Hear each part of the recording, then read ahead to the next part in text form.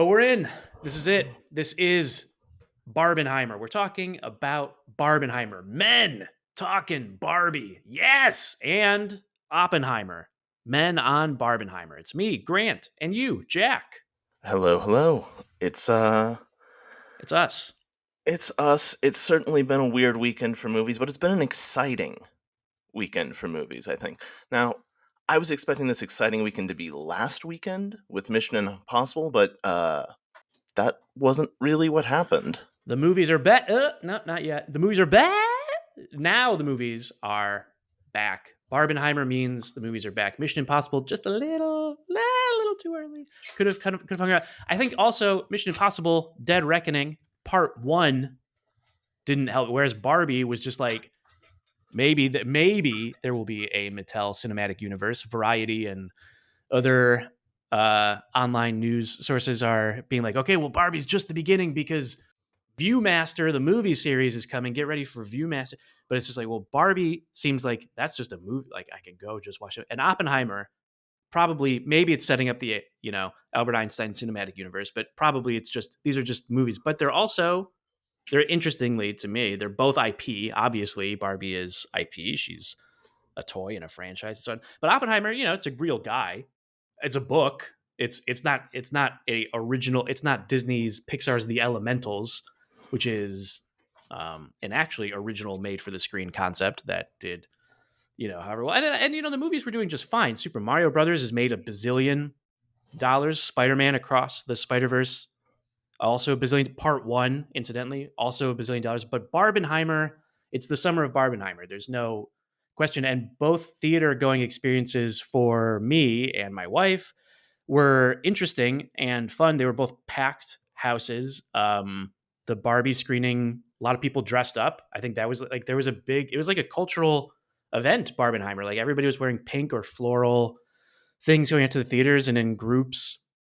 So, And did you experience anybody dressing up for Oppenheimer? Because I only saw so much pink, so much cowboy outfits for Barbie. I've mhm. seen online people doing Oppenheimer things, like a bunch of dudes wearing trench coats or whatever, but not in Oh person. God, yeah, no, I would be nervous if I saw a bunch of dudes wearing trench coats. I still have the flashbacks to when that meant, oh God, we're gonna experience death now. I am become death. I guess maybe that would be maybe appropriate. No, I didn't see. I guess I was like I wore black. I tend to wear black clothing, but I guess what would be the outfit for seeing Oppenheimer? Would it be It buccal has fat to be that surgery, hat. where you just remove all fat from your face? It has to be dye your hair black and pretend you're a teenager. Yeah, Just, I'll get into that later, but that pretend a 50-year-old man is 16 by just dyeing his hair black was something else. so there's a lot to talk about with both movies. I think we were pretty excited to talk to each other about it because you saw both movies. I think the day they came out, or you saw them like a day ahead of me. Like I saw them opening weekend, and you saw them opening weekend as well. But you were like just I a think I was couple about hours ahead. 24 hours ahead of you on both of them. I went to Oppenheimer Thursday night, did the IMAX screening, and I did Barbie Saturday night. Okay, There's no so I did. IMAX version, so. We did Barbie first and Oppenheimer second. So I'm curious, but I think we ended up liking both movies.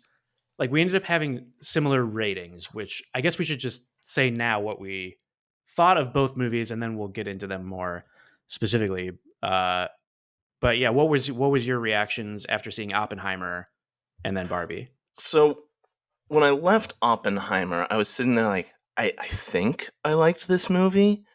It felt a little different for Nolan, and I'll get into that a little later as to why that's a good or a bad thing. But it was 3 hours of very intense conversations, and I was engaged through the entire thing, but I really felt every ounce of those 3 hours. Barbie, on the other hand, was a just absolutely brilliant comedy. I had no walking out of the theater like, oh, was that an okay movie? No, that was probably one of the best movies I've seen this year. I think it also leaves you. Barbie is super, super funny. And I am still blown away. And I've been saying this to anybody who will listen that the movie ending on a knockout joke punchline, Do we spoil which that joke? we're going to assume that you have seen both movies, but out of, and I'm okay with spoiling plots, but I think jokes, I always am hesitant to like specifically, but I will say that the final joke is great because it is sort of the obvious joke you would make about Barbie. It is like the joke about Barbie that the movie is sort of it's the heart of the story and the themes is the joke. And you don't think that this joke is coming because they already do a version of the joke earlier in the movie. It's all a callback. So you're like, oh, they've already done it. They've already kind of addressed that component of Barbie up front, essentially in the trailers, so that when they come back around and bring this callback at the very end, it for my screening and for me personally, it was just like that as a stand up would call that a closer, right? Like that is like a joke that kind of brings the house down, and then it's credits, and it's great because movies, I feel, and even Oppenheimer, but movies in general are always like, particularly this year, right, with several part one movies, they're ending on cliffhangers or they're ending on something that's setting up the next thing. It's not ending in a way that is as definitive as that joke, which you could say, well, then maybe that's implying a sort of sequel where we continue to follow the Margot Robbie Barbie now with, I guess this is spoiling the joke now, with working genitals. Um, but probably, I don't know. That wasn't my thought. My thought wasn't like, oh, the sequel's going to be about her getting a period. Like it was more of just like, oh, that's such a funny like way to, yeah, she's the human Barbie now, and she has to deal with the complications of being in a human body, a woman's body in a human form. She is no longer a doll. She has transcended. And yeah, like I said, the theater loved that joke. I loved that joke, and I thought the jokes throughout were so funny.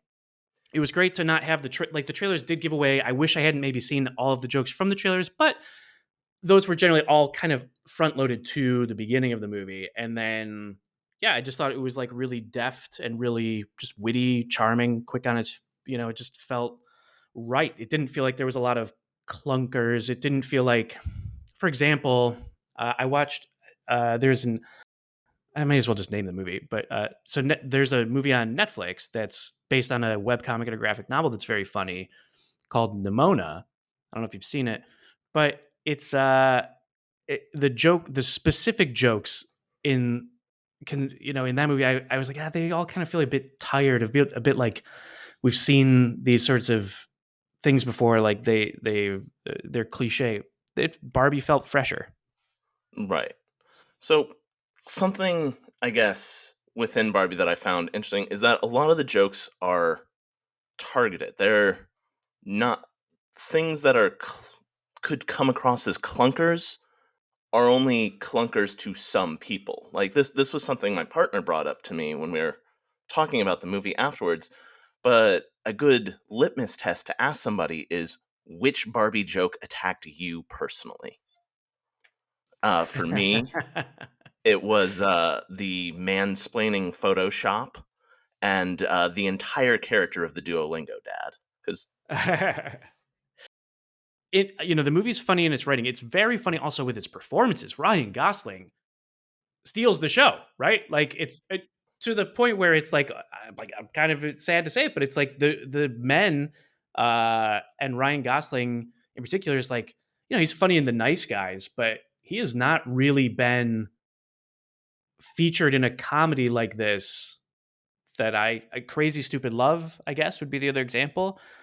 But it's like a revealing performance of like, oh my god, Ryan Gosling has amazing comedic timing. And the whole like Ken revolution, I don't know, my wife Ashlyn keeps pointing out that I have Kenergy when I'm explaining things about Batman or Sonic the Hedgehog, and then I'll catch myself like, what am I talking about? Why are you interested in this? And she'll sort of, that's yeah. Let's listen to a playlist I made and then talk about Batman. What are you? Sorry, Barbie. Ryan Gosling's character was kind of a revelation for him, but I really don't think it works without Margot Robbie's Barbie bouncing off of him. They're both equally important to the jokes as they go along. If he is just sitting there saying these jokes to a wall, I don't think it works. Um, that said, the "I'm Just Ken" song could win an Oscar. It might. I could definitely, yeah. We'll certainly see it performed, right? Probably at the Oscars or the. Oh, I would love to see that them somehow get that entire lineup of Kens up there on stage and going, "I'm just Ken. Anywhere else I'd be a 10." Thought that was a pretty, yeah, it was pretty fun.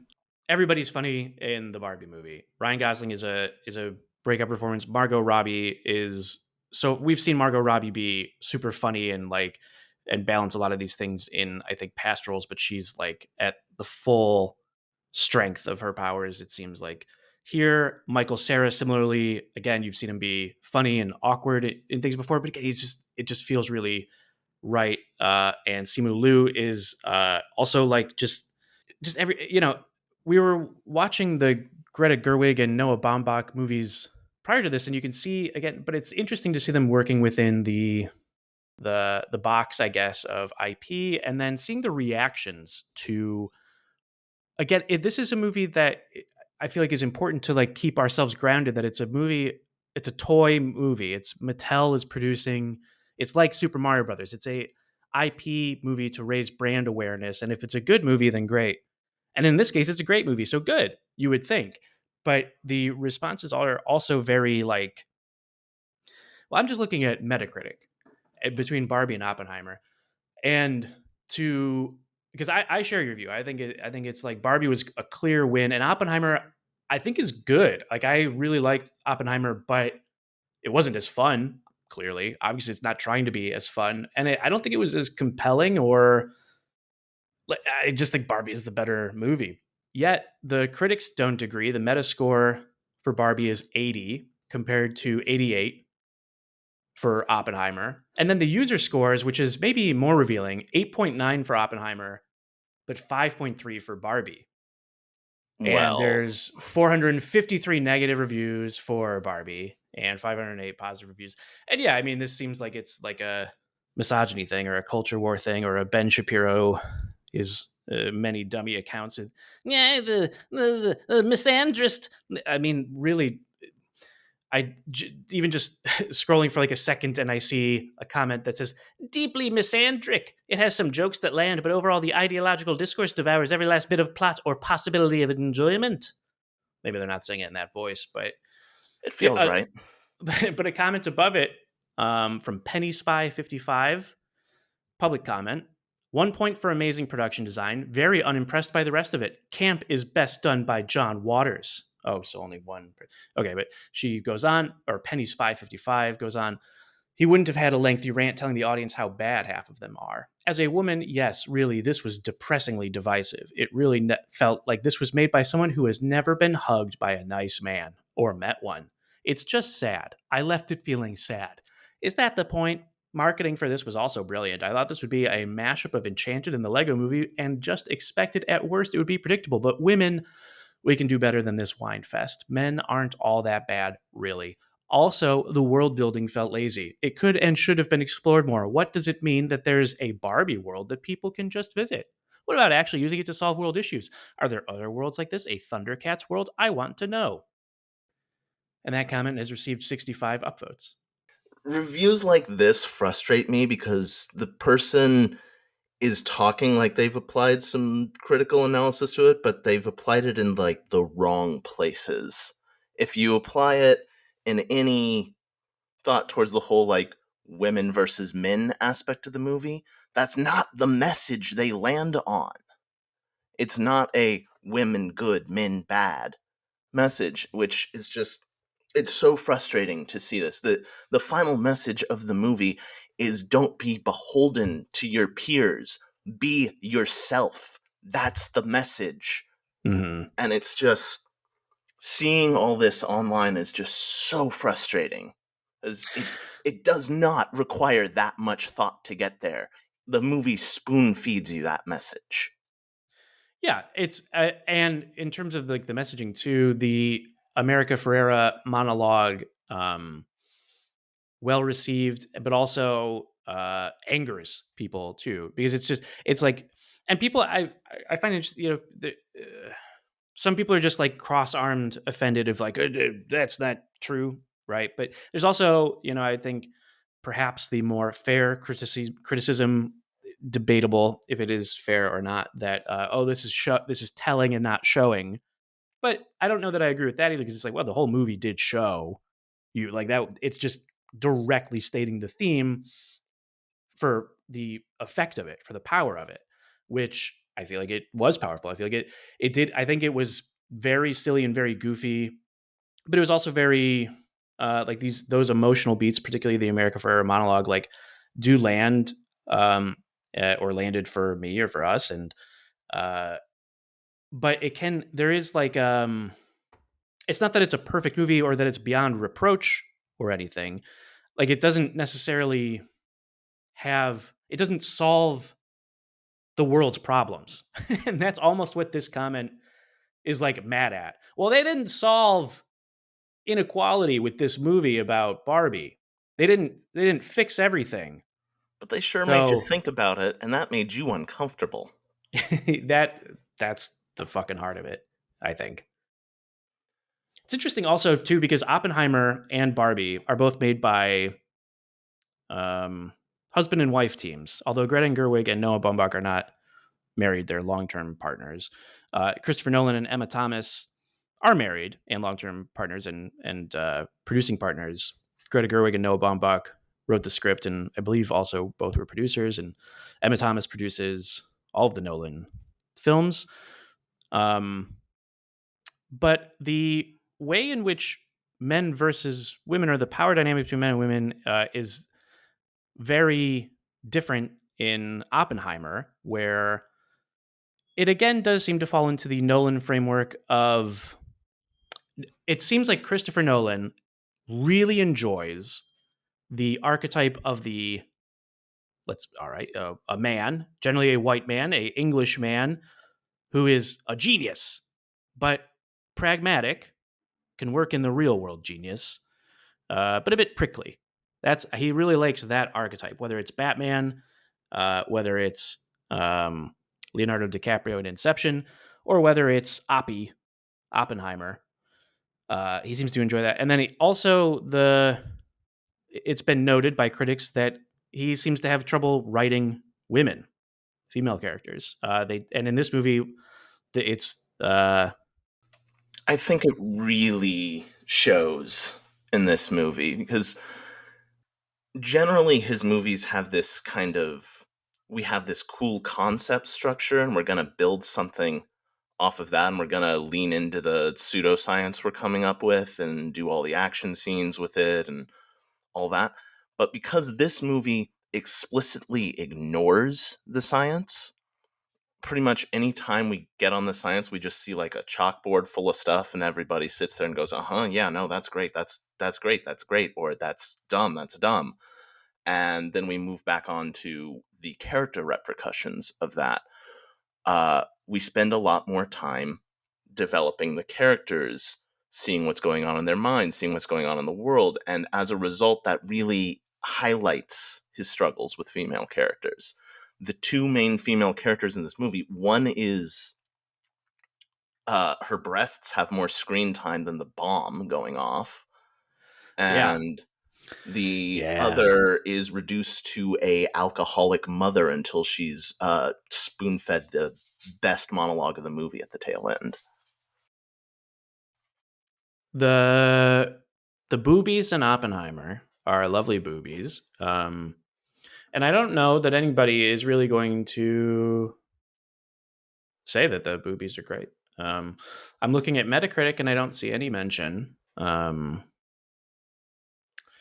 than a biopic, this is a political thriller that points to the acts of vengeance, dark interests, and deceptions that build a government. Robert Downey Jr. is the star.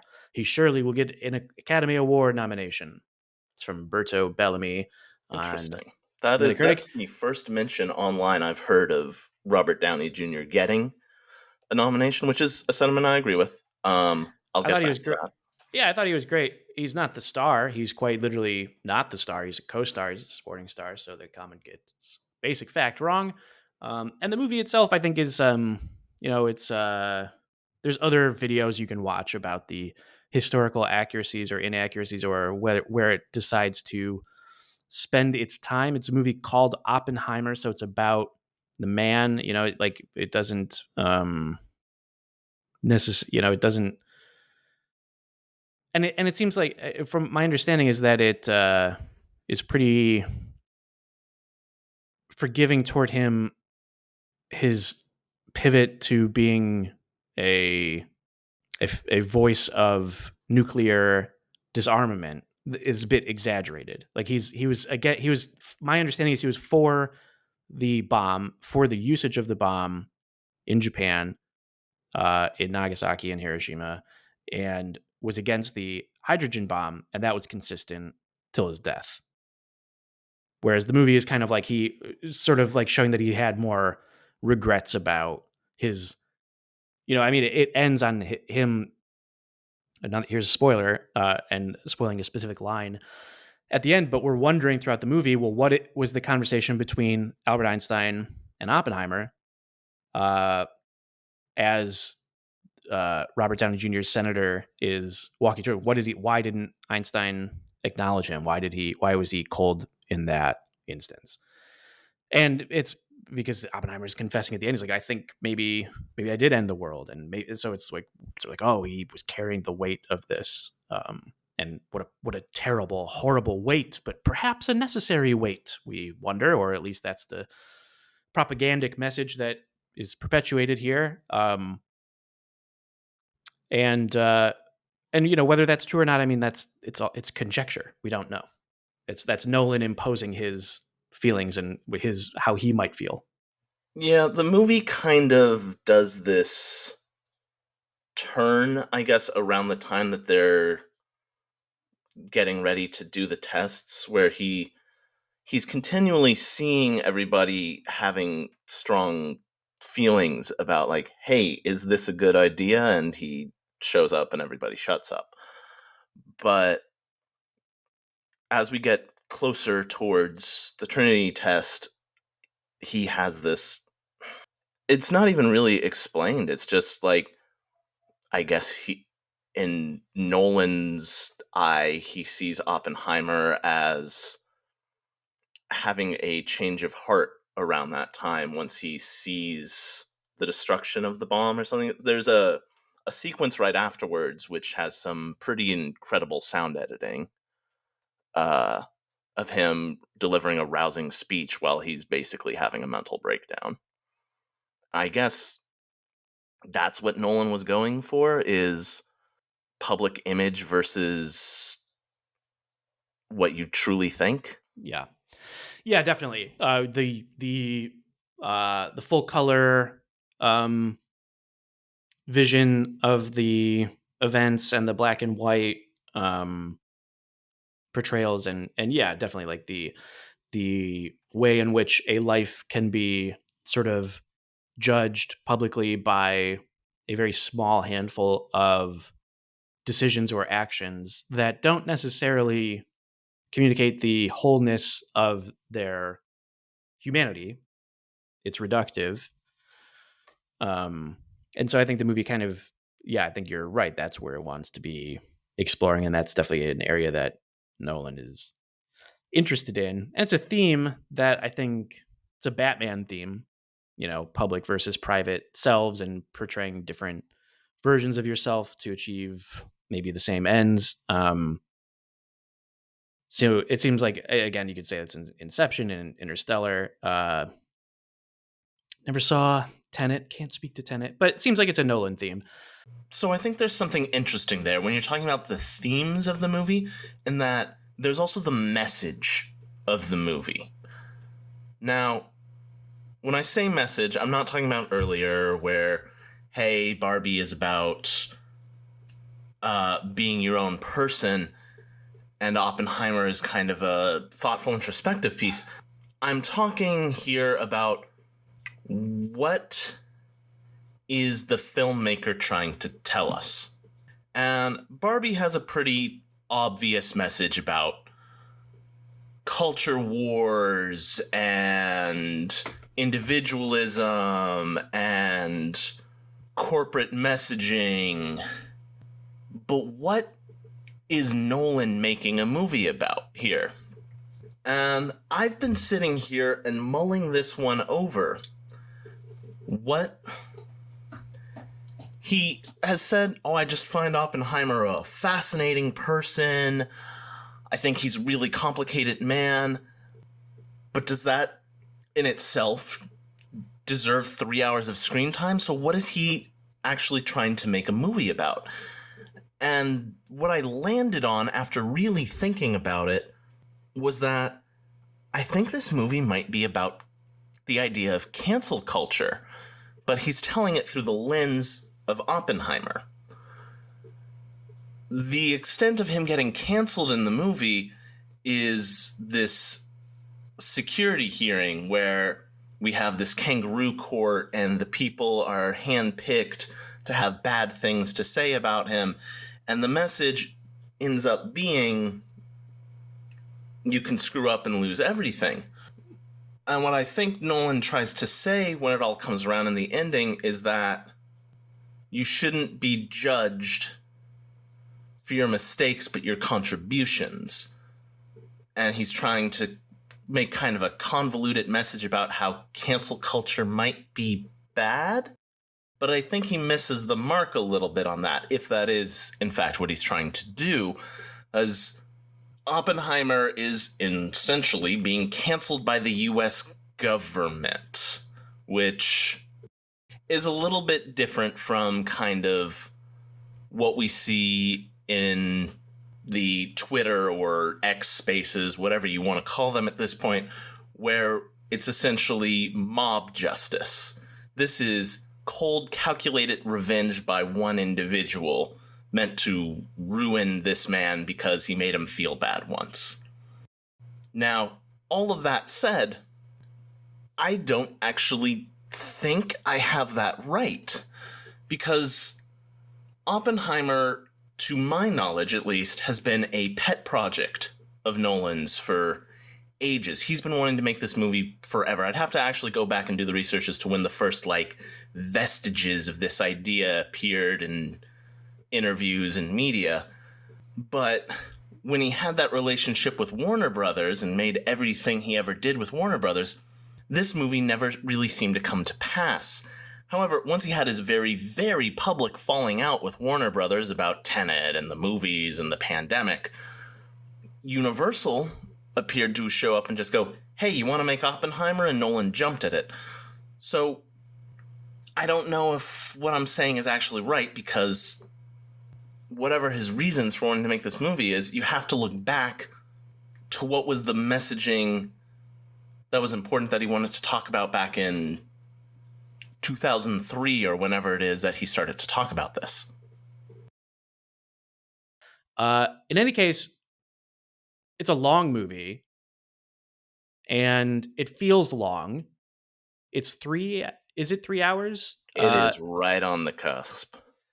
It's funny that there's so much of the marketing, thinking about the marketing for Barbie and Oppenheimer, and how it was unintentional, right? It was a fan developed idea, Barbenheimer, because it's not like the studios coordinated on this. Warner Brothers released Barbie, and Universal, I think, right, is who released the Oppenheimer movie. Is that correct?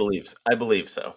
I think so. So and in fact, it seemed like Barbie was being released to cut into Oppenheimer, that it was Warner Brothers, because Nolan was a Warner Brothers filmmaker, left publicly, and saying things that Warner Brothers, by releasing all of their movies during the pandemic, same day on HBO Max as this, cut into the box office for Tenet, right? This was the disagreement with Warner Brothers, so he swore to not work with them again. made Oppenheimer with a new studio. Warner Brothers releases Barbie. It's also just counter programming, not necessarily anything nefarious about it, but uh, it's interesting because it rarely happens, even accidentally. Like, when is the last time that you can recall the same weekend for two equally exciting, big A side movies? It doesn't. They tend to not They happen tend to that way. try, yeah, they tend to try and avoid each other specifically so that they don't cut into each other's. uh, So this move, the Barbenheimer experience, this felt like the internet took it and ran with it and somehow created this ball of momentum where I think they helped each other. Like, would Barbie have done 150 million opening weekend if it had the box office to itself? Would Oppenheimer have done 80 million if it had the box office to itself? I don't know. So you saw Oppenheimer and then Barbie. I saw Barbie and then Oppenheimer. We all collectively agreed, the internet, that both were worth the theater experience. And I mentioned at the beginning, the theater experience was both were crowded theaters. Although the Oppenheimer one, was checking my watch for the length. Interesting that the marketing also had like a ticking clock component to it, but also because there were like, where the Barbie screening that I was, there were some kids, but it was mostly adults. And Oppenheimer, there were more teenagers just running around being on their fucking phones. And that's where it felt like, oh, the movies are back because this is terrible. Get out of here. Uh, I wasn't at my usual favorite chain, so I was also my usual favorite theater spot. But did you get the Nicole Kidman experience? Uh, yes, one of them was AMC, and the other was, were they both AMC? And No. if it was AMC, you were told heartbreak feels good in a place like this. Yeah. Yes. And we are traveling to new places vis-a-vis Jurassic World 4. I think it's right to see them on separate days, right? Like you probably either order on the same day is going to be tough because that's like 6 hours of Barbie is 2 hours, right? 5 Barbie hours of clocks in at movies. 2 hours. Yeah, so it's 5 hours of movies, which is a rough ride any day.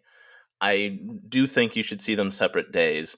Um, the emotional fallout from either movie, I don't think lends itself to having a same day experience with that. If you walk out of Oppenheimer and straight into Barbie, you're gonna be the like contemplative and depressed, and then life is great with Barbie.